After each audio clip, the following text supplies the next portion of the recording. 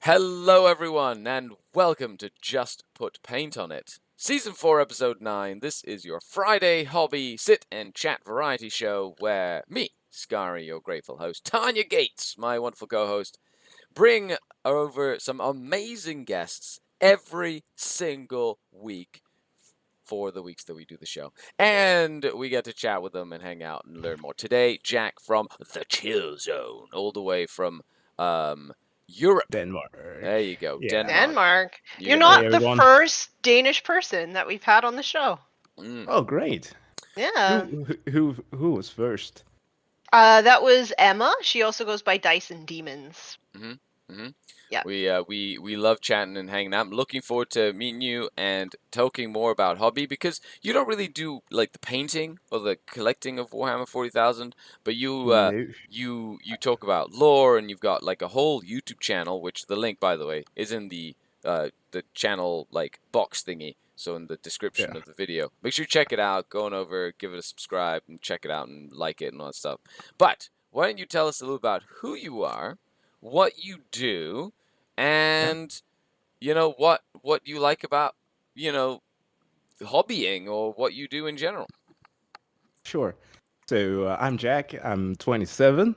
I got into 40K in like a weird way.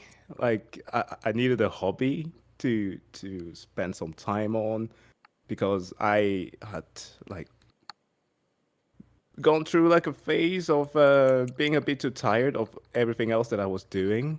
And because at the time I was like going through a bachelor's education in physics, I like really got to meet a bunch of nerds. Like I used to consider myself as a nerd, but Yeah. like the great thing about university is, of course, that you get to meet people from all over the world with so many different type of hobbies that they have.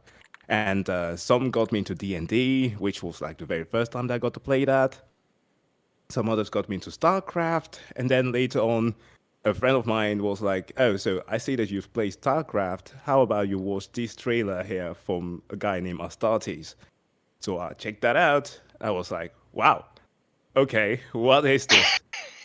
And suddenly I like got enamored, and I am a sucker for anything that is sci-fi, and especially like high fantasy, kind of insane in scale. So I really took a liking to that, and suddenly I got like recommendations. My my friend even gave me Master of Mankind.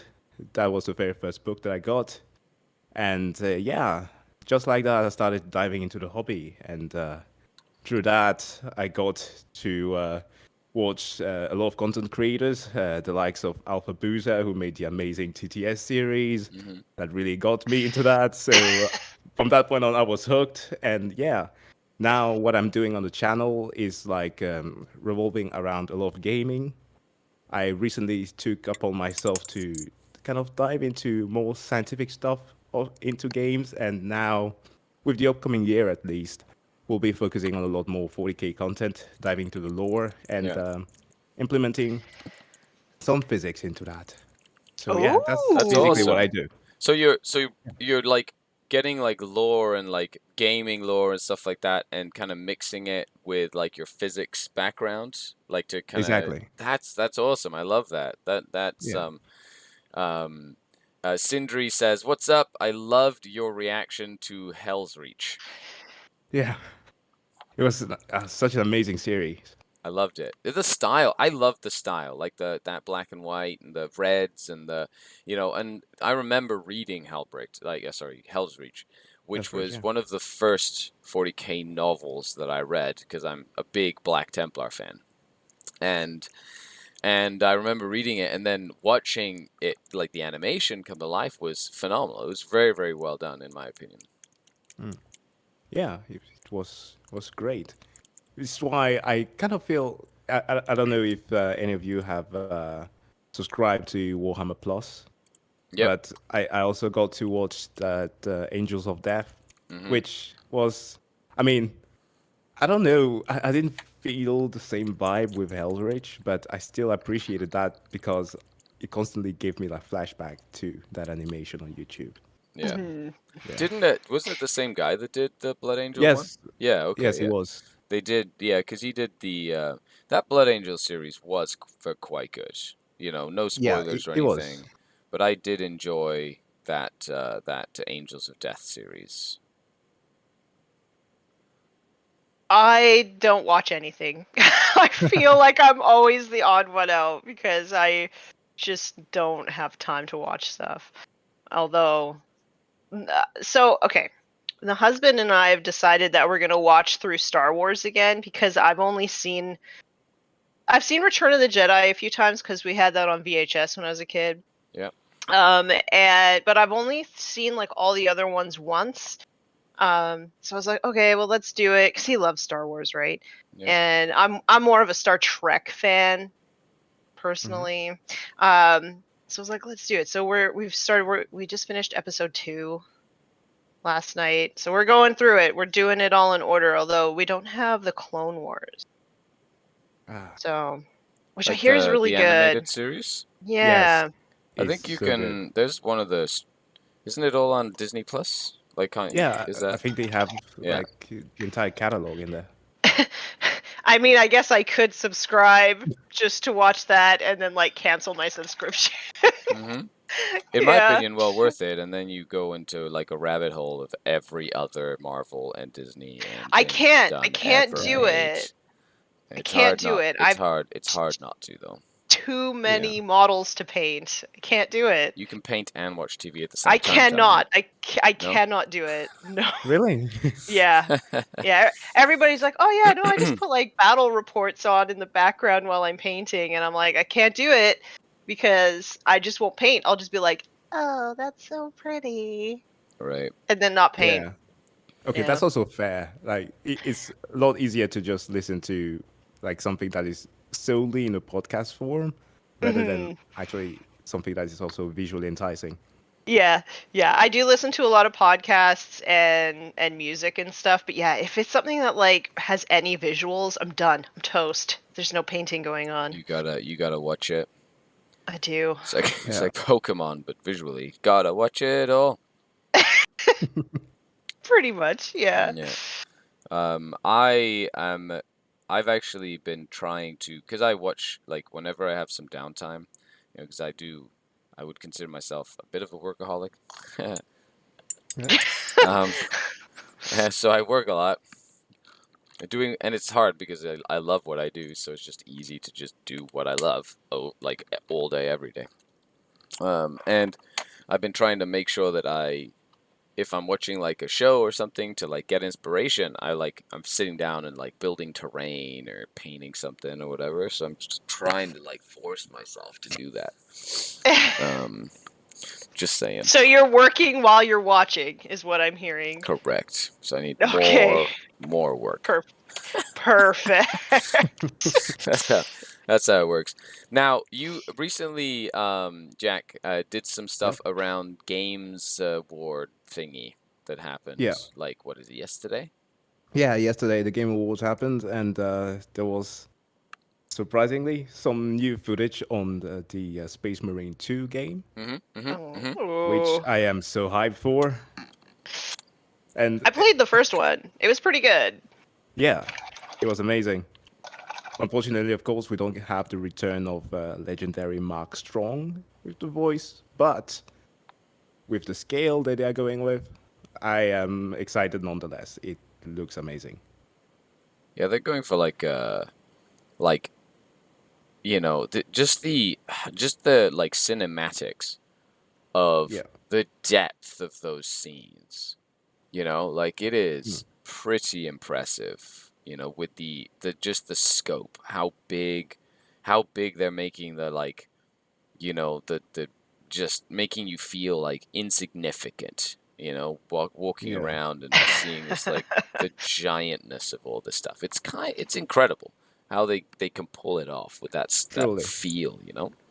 So I read Eisenhorn, and I think it's the second or third Eisenhorn book, there's like this giant parade, right? And it's like the scope of it is unimaginable, and everybody was talking about there being like an Eisenhorn series on Netflix or something like that.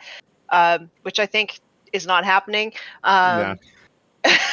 Unfortunately. But Yeah. the entire time that I was reading this, because I was reading it when there was talk of that coming in, I was like, there's no way that they're going to be able to like get the actual scope. It was like almost an entire planet Yeah. was like putting everything towards this parade, and there's like Titan legions walking through, and just like millions of people in this military parade essentially. And I Yeah. was like, yeah, if it's live action, I don't think that they're going to be able to, like, I don't think there's any amount of CGI that you could do to like No. convey how big that is. Like even in some of the biggest blockbuster Marvel movies, I've never seen anything that can rival the scale of 40K. Nope. Hmm. It's kind of crazy how big 40K is, just in general. Yeah. Like, it's just so massive. You know what I mean? Yeah. Nuts.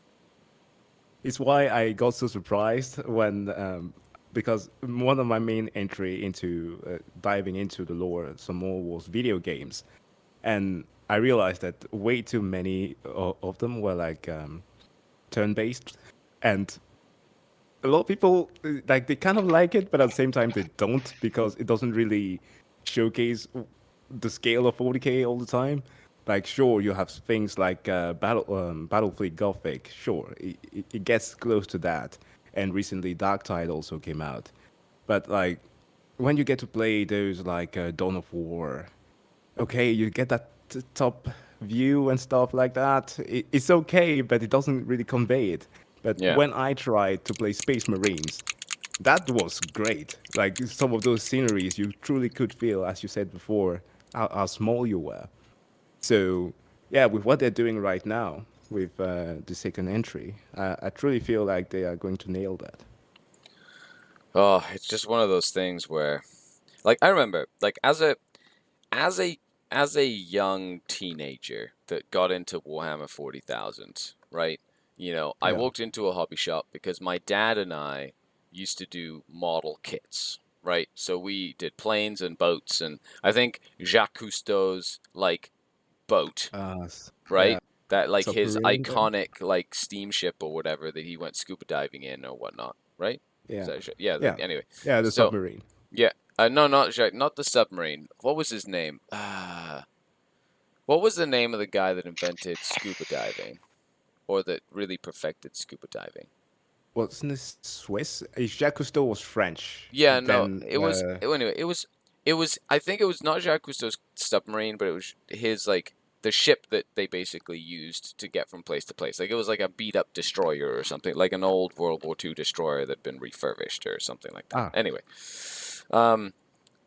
and and I remember building that and building a whole bunch of planes, like just airplanes with my dad, and going into a hobby shop to buy another one of these kits and seeing Warhammer or whatever. You know what I mean? Seeing Warhammer or whatever there. And then that was it. That was the end. What's you fell already? in love. No, and No, that yeah. was the I it. bought That was the the end. third. Nothing else mattered. Yeah, I bought I bought like the third edition box set, right, which was great, awesome, good fun, and then from there ended up playing 40K forever, and then it was always like you can picture in your head what was happening, like Yeah. you could play a game, and like my imagination would like be very vivid, very wild, and I could literally see it in my head. Like little dudes shooting little bolters and like going around like chopping stuff. Like you're playing this game, you're picturing it, which still happens to this day. By the way, Yeah. I'm still a child. That's What completely fair. you know? And so it was like I remember when Dawn of War was released. Okay, that was like because I played StarCraft. That was like my main game was StarCraft, and I played at a school with a lot of Koreans, and that's like a national sport in South Korea, right? So Yeah, like it is. yeah, so I got to play some StarCraft against some like incredibly like good RTS players and people. And practiced a lot. And then when Dawn of War came out, we basically would have giant LAN parties where we would just play Dawn of War, right? And oh man, and it was so nice to see this hobby that I loved physically come to life, and it was awesome, you know. So with Space Marine, when that came out, I remember it being like very gory and very stuff like that. But even before then, there was this computer game called Fire Warrior that had come out. Oh, Yeah, wow, that's it's a like a retro game. Like, well, no now I guess combat. it's retro, but Yeah, it was a Tau Fire Warrior, and you were a Tau Fire Warrior going through the trenches, basically fighting like guardsmen and things like yeah. that. And I remember that being like that was awesome. I enjoyed that a lot when that came out too. Huh.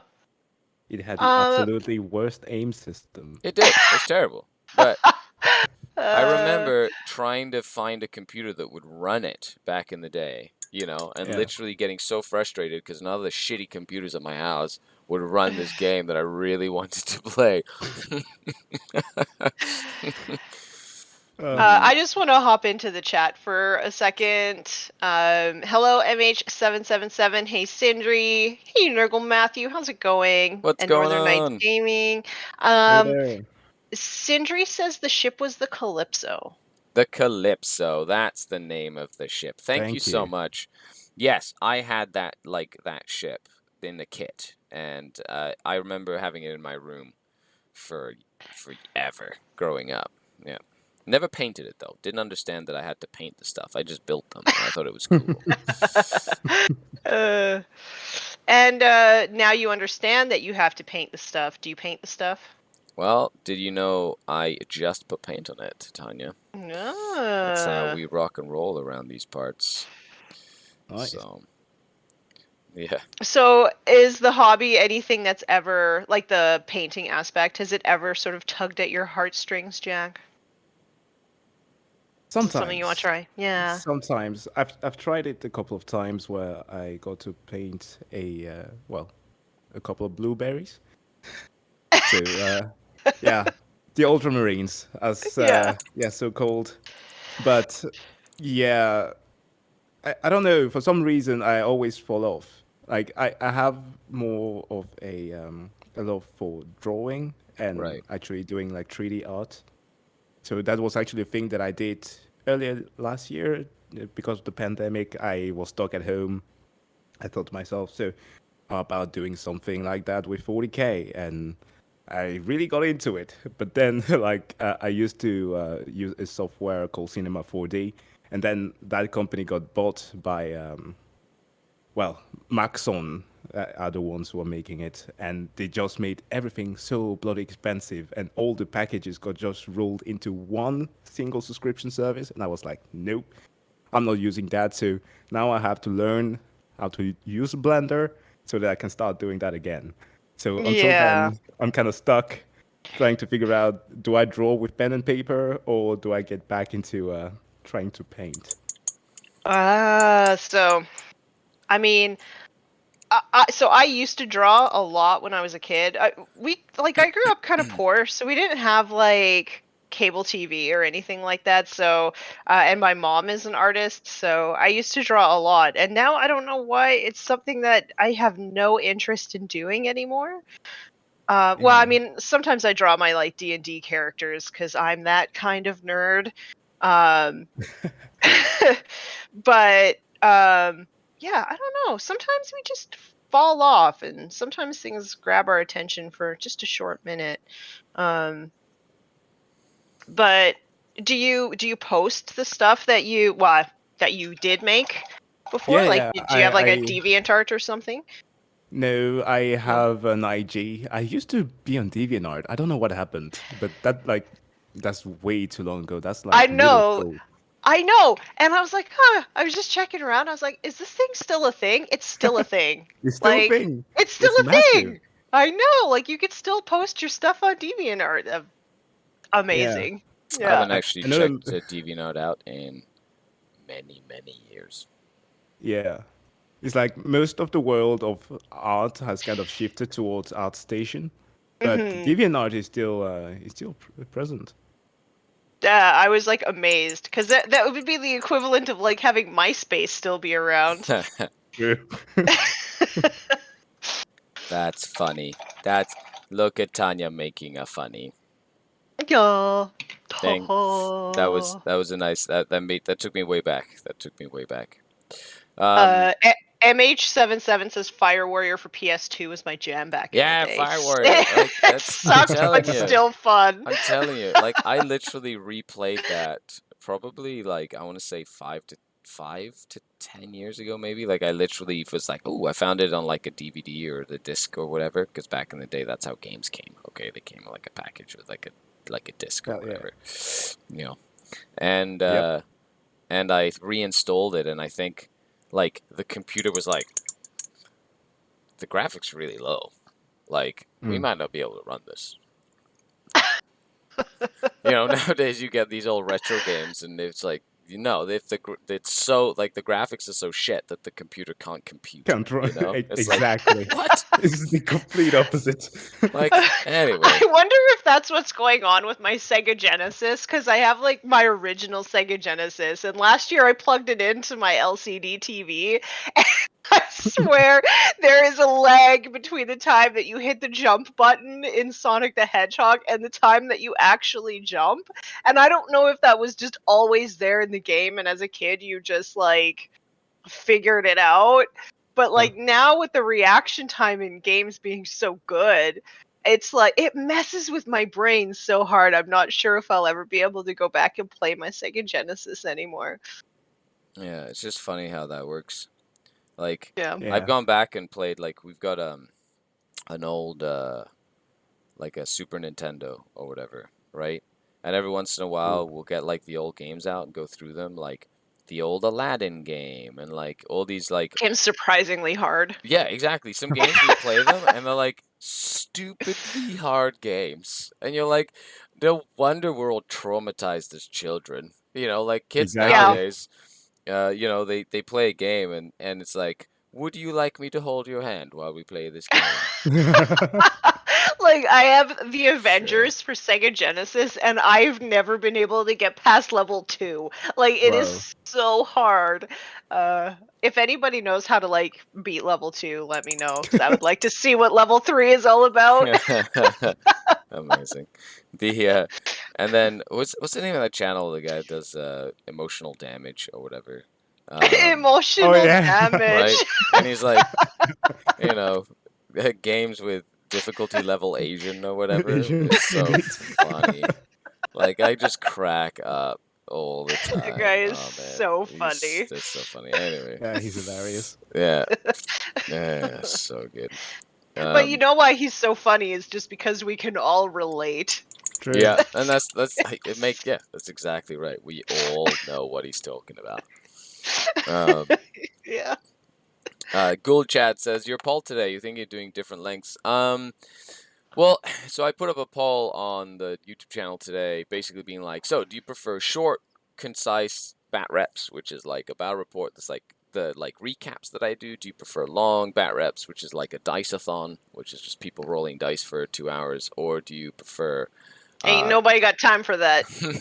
I don't have time for that. Scotty says, Uncle Roger, LOL. Yeah, exactly. It's so funny. So yeah, well, it's not. I do battle reports of different lengths. You know what I mean? Depending on like how much time I have for filming, more than anything. There's not really a creative choice. It's more like I don't have time to film every dice roll today. You get a recap bat rep. You know. So I was just kind of curious to see what the people who watch the channel enjoy the most or like are more engaged with, if that makes sense, for future reference.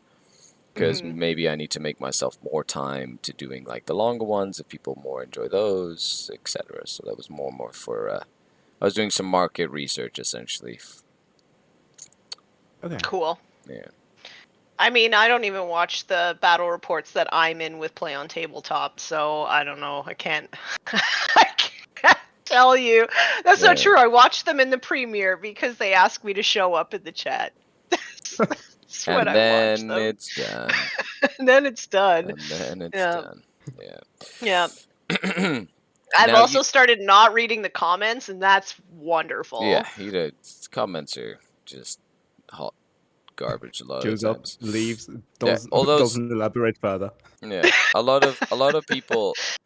Don't get me wrong. I do like some of the comments are really nice and they're very, but the odd one that sticks out to you are the ones that like kind of sting. You're like, you actually are being a jerk. Well, somebody didn't hug you enough as a child. Yeah. That's anyway. Yeah. Now, Jack, you were saying that you've only ever watched a one game of Warhammer, and it was when Yeah. you were like 10 years old. You said. Yeah. I was so young. Were you like, was- what is going on? So a great thing that I found out, because originally, like, I wasn't born in Denmark, so I originally was born in Cameroon, so that's like a Central African country. And then when I came here, I found out this awesome thing that we don't have down there, which is like clubs that we can attend to like do kind of spare time activities. And on one of them, there was like a whole thing where we could dive into like fantasy type of game. There was role playing and stuff like that. And then there were these kids who, like a group of 7 of them, who were always sitting around painting on miniatures. I did not get what that was about. Like, I had like figurines at home. Like, I had my Batman figurines, my Power Rangers and all that. I was like, guys, we're like 10, okay? Why are you painting figurines? Those come in a box, already done. Just go and buy one.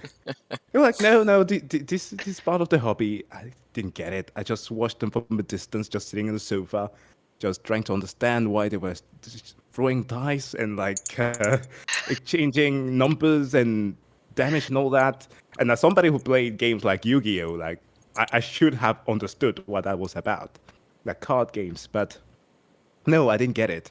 Only like years later do I understand that the club was spending so much money to have them build armies and stuff like that. So yeah, it was an expensive endeavor that they undertook, but I just didn't get into it.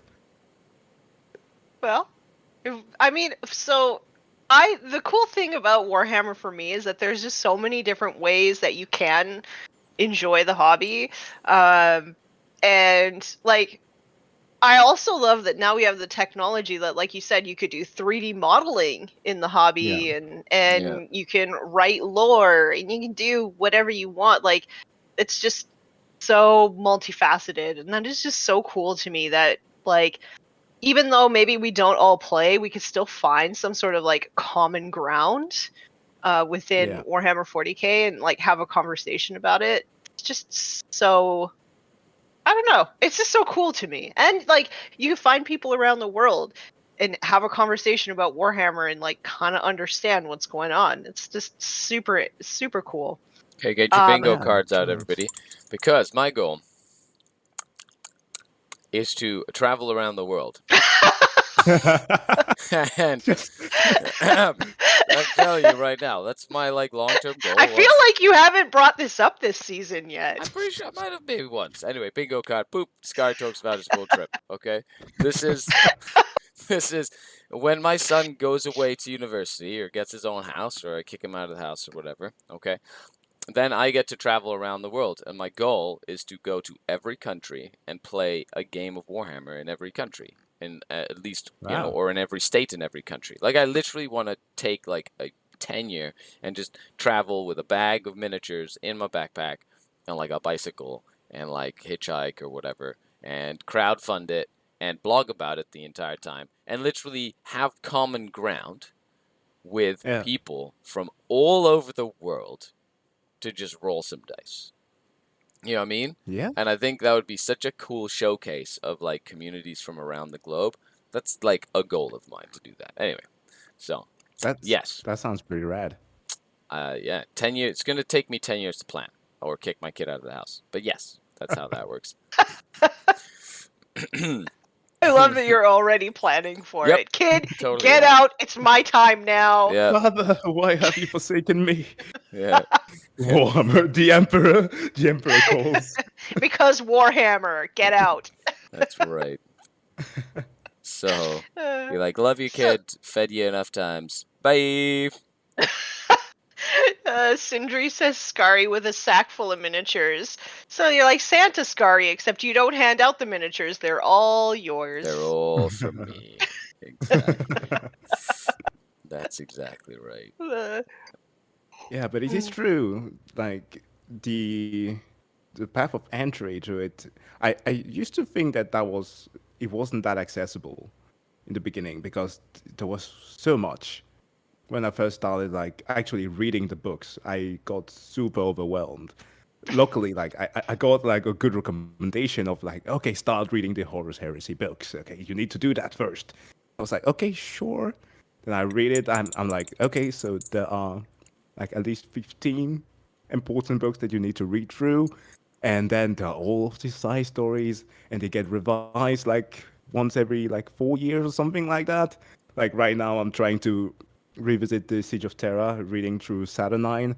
I'm like, oh god, will I ever get through this? Like, it's kind of overwhelming, but the great thing about it is that since it's so vast, you can just kind of focus on whatever aspect you want out of it. For example, I played the Necromunda Under Hive Wars game, Nice. and through that I understood that there was actually a whole thing within the Hive cities. Like it's a completely entirely different ecosystem going on there. So I tried reading some of those novels, and they were super cool. Like it's another world, something that's completely detached of the Space Marines, and that was nice.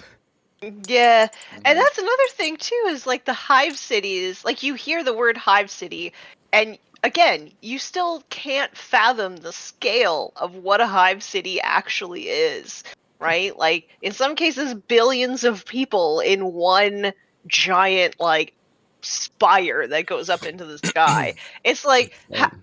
how like how can you convey that scale? I don't know. I You don't know. can't. Yeah. Like Yeah. you could convey the underhive, I think, Mhm. but Mm. I think it would get lost that there's like billions of people above them who are working Yeah. like within the system, and these are the Yeah. people who are working outside of the system. Um and yeah, and it's hard to imagine too because like in the underhive everybody is like filthy and Miserable. like yeah, and then Yeah. at the very top of the spire is like the rich people, right, who live a completely different lifestyle. Yeah. Yeah, I don't know, the hive cities are really fascinating. Yeah, they Yeah. truly are. Yeah. They're like Dan Abnett so Dan Abnett wrote, I think it was the third or fourth book in the Gaunt's Ghosts series, and he did a pretty good job of conveying the scale of a smaller hive city and like what it actually took to destroy that hive city. Man, that book was really good. Which one was that? The Guns of Tanith? I don't remember which one it was, but he did a really good job. Like if anybody's gonna write the storyline for some sort of major series or movie, like it has to be Dan Abnett, right? Yeah, well, yeah. I Yeah. think so too. Definitely a very, very iconic like name that understands the sort of like what what to convey in that sort of sense, which I think is Right? important Like as well. I love James Swallow's writing, but just for like his themes that he portrays of like loyalty and faith and stuff like that. But he does not convey the scale at all. Like Dan Abnett's the only one who gets it, I think. Necropolis. Thank you, MH77. That was the book. Nice. I'm having a lot of fun painting these cloaks, by the way, using jade, but Acryl Pro, the jade color that Tanya sent me. Pro Acryl, the Pro acryl best. paints. Holy moly, are they? I love how this paint flows. I'm not gonna lie, it is absolutely incredible. I'm not one to like tote brands and stuff. Like I just use whatever I have on hand. You know what I mean? Like I usually I don't should care. be. I should be toting brands because I'm an affiliate for Monument Hobbies, but I'm just like, buy it, and then I like never use my affiliate code. Like, buy it, here's a discount code. Never remember to do the affiliate I'm thing. having a lot of fun wet blending this and making it look like it's just so clean. I love it. Anyway, I'm just really enjoying painting cloaks. Okay, this is my Yeah. life now. So, so do you have any other cool content coming up lately, like that has to do with Warhammer 40,000, or something you really are excited about in general, or something like any spoilers of stuff that you're working on? Well, by Christmas, around Christmas, we a friend of mine are going to do the dumbest of live streams where we'll be making a Primarch tier list, an accurate Ooh. Primarch tier list while being drunk. Amazing. So that's like the goal, and it'll be That's good. awesome. That's It's so because, funny. and that's why I mentioned why I was rereading through Saturnine, because there was like a whole lot of things going on with how the Primarchs have been handled right now. How bloody Vulcan just got a W through beating Magnus, or at least bonking him pretty hard with his hammer. So like a lot of good stuff going on. So that is an upcoming video that we have going on. But next year is certainly going to be the Warhammer year for me, because I have just so many stuff written down that I just never get across doing because life happens. And yeah, I just have to figure out, do I want to spend super an exorbitant amount of time on something, or do I just make it simplistic? Because I have this very stupid habit of like, you know how sometimes when you want to make Warhammer content, you go and look either through the Black Library or some artist and find some great art. Yeah. The thing that I do, the extra mile, is that I try to animate the thing because I hate watching still images. I don't know. Like I could listen to, for example, I think that you've had Baltimore on the podcast. Like his voice is so bloody calming. He's amazing. Like I could Yeah. listen to him all day, but like I wouldn't be able to watch his video because I have a thing with still pictures that just doesn't sit right with me. So I always try to animate something, and it takes time, but that's how I feel it fits well. So it always takes an extra amount of time, but hopefully the final product turns good for like a hidden project that I have going on for some Warhammer fans. Hopefully, Ooh. they'll be happy with Okay. it. Spicy, Okay. spicy. Hidden project. You heard it Yeah. here first, folks. We don't know what it The scoop is. came here first. So your tier list, is it just simply based off like how cool you think they are? No, it's also meant to be low accurate, because that's the thing with especially the Siege of Terra. When like obviously we all have our biases. But like for example, let's take the example of Angron. Angron always gets the L. He never wins anything. Like, Yeah. Gates of Eternity. Well, listen. So we've just changed the lore of the Hog Boy, the glorious Hog Boy Sanguinius, and now he can just beat down Bloodthirsters at like a pre-prep meal before actually dealing with another Primarch. Like, what's the point? Like, Yeah. like the power levels are completely And wrong. you So thought like, your hero was OP? Meet Primarch. exactly. Uh, So yeah. So I understand. It's fine that sometimes writers have their favorites, but and also fans have their favorites, but we kind of need to weigh them against what the lore actually depicts. yeah. So that's what It's we're gonna it's do. it's funny because I love Space Wolves. I don't really play them, but I collect Space Wolves. But Russ is not my favorite Primarch. Like No. Vulcan is the best Primarch. I don't care what anybody says. He's like the nice guy who's also I mean, he's a perpetual, so he's like a badass. Sorry if Yeah. that's spoilers for anybody. But and he's just like he's a badass, but he's still nice. Mm-hmm. I don't Yeah. know. He just like speaks to me. Yeah.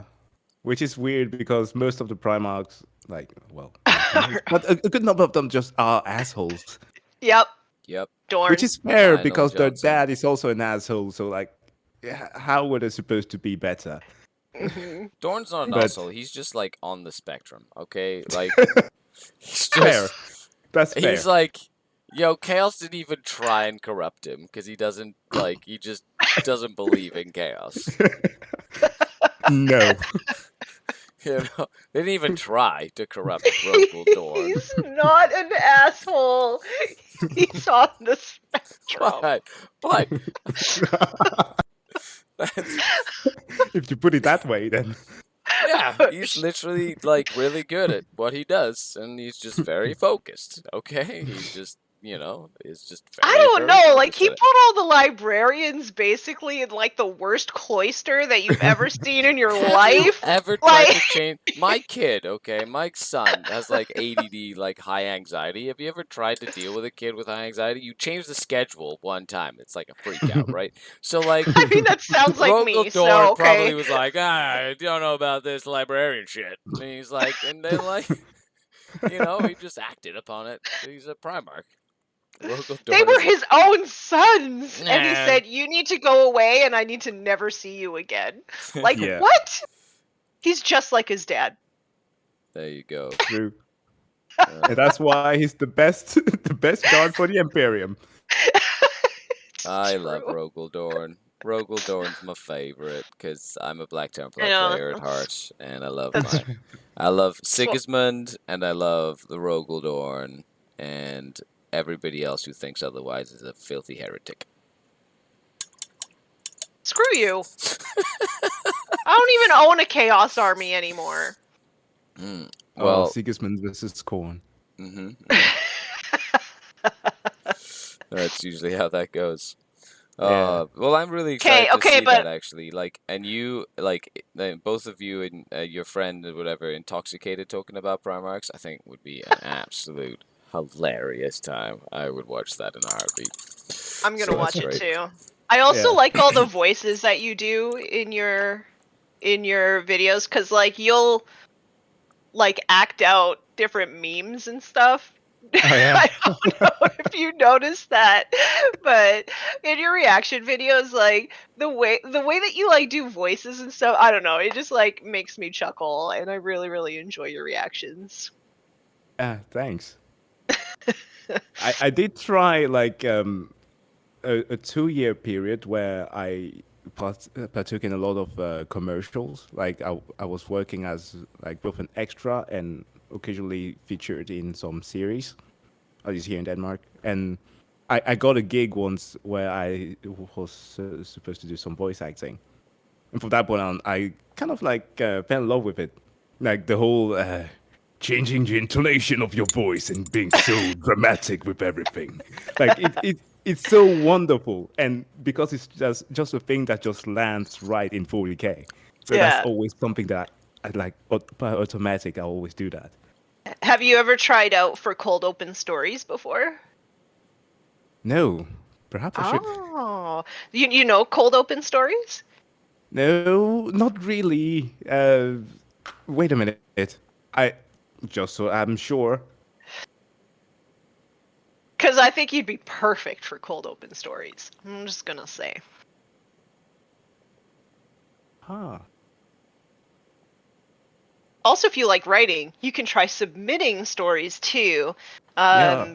They do writing contests a few different times per year, but their audio dramas are really amazing, really high quality, and they do open casting calls. So, Oh, I cool. mean, I don't know if it's any pay or anything like that, but I mean, it would But, look good on a resume. Yeah. Anyway, and they Just for actually funsies. do. They actually do get like quite a few listeners to their podcast and things. So, Yeah. but yeah, I listened to this one. I think that the Mechanicus are like horrifying, and I listened to this one that was like Mechanicus sort of centered, and the entire time I was like, "Ugh, they're just so gross, ew." Yeah. Yeah. The Mechanicus is very creepy. Right? Like Yeah. every time that they like, and I think what adds to the creepiness is like every Magos looks different. Like they all have a different flavor of horrifying, so you just never really know what you're gonna get. Yeah, just like one has a new type of appendages just hanging somewhere that is not supposed to be there. Yeah, and like sometimes they don't even have faces. It's just like a bunch of cogs and stuff, and yeah, they're just like, yeah, and they don't have blood. They've Just got a bad like this case weird. of the Mondays. They've just got like this white fluid that kind of flows through them, and I don't know. Yikes. It's just yucky. Yeah. Just gross. Yeah, they may just be the worst aspect of the Imperium in my eyes. You know what? I don't. There's so many horrifying aspects of the Imperium, though. I know, but like, like I way prefer like most of the things that this. Okay, no, I shouldn't say that.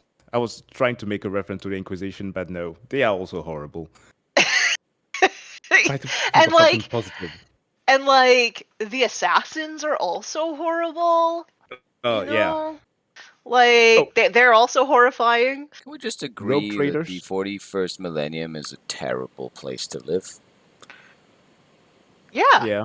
I know everybody's like, oh, if I lived in the you die in Warhammer like universe, 60 exactly. Die within They're a like, year. I would literally die.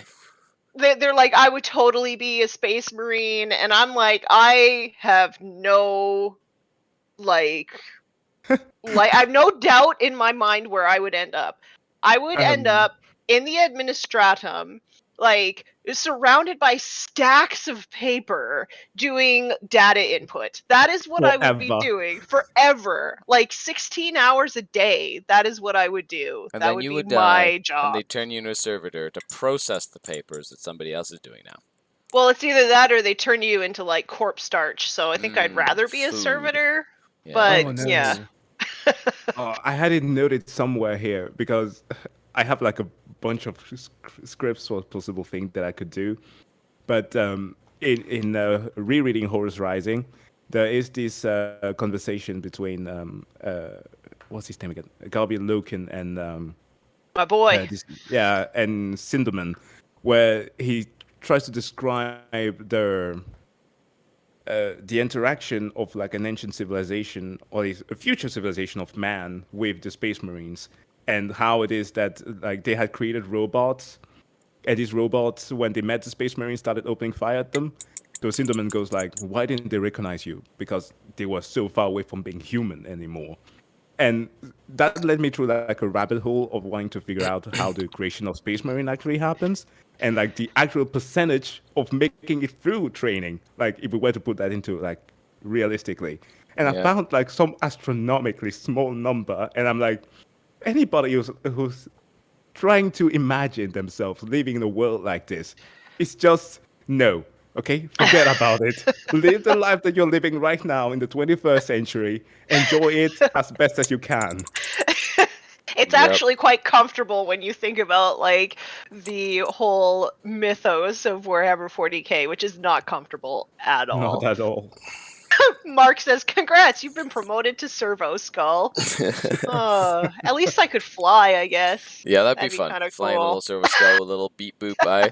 You know, it's funny because as a teenager that was very growing up and very malleable in terms of thought process, I would look at these things and go, life is the currency of the emperor, spend it well, and I'd say shit like this or whatever, and like just have this like hope is the first step on the long road to disappointment or whatever. And now I look back and I'm like, I was probably a very depressing child to be around. Guess Oh, damn. yeah, it'd be like anyway, an open mind is like a gate with its, doors unbarred or whatever. And I'm like, now I look back and I'm like, that's some like dystopian shit, man. Anyway, Some super. authoritarian bullshit. Anyway, this has been really, really fun. So Jack, why don't you tell us a little bit about who you are, where people can find you, what you have coming up down the pipeline before we finish today, and kind of let everybody know who's watching, where they can find you. Yeah, so I'm Jack from the Chill Zone. You can find me on YouTube at the Chill Zone. Also on Instagram is the Chill Zone Fitness. And yeah, I'm just doing some Warhammer content that mainly centered around gaming. So if you're interested in that, feel free to come and give us a look. So yeah, and this was so much fun. This was really fun, Jack. Thank you so much for coming down.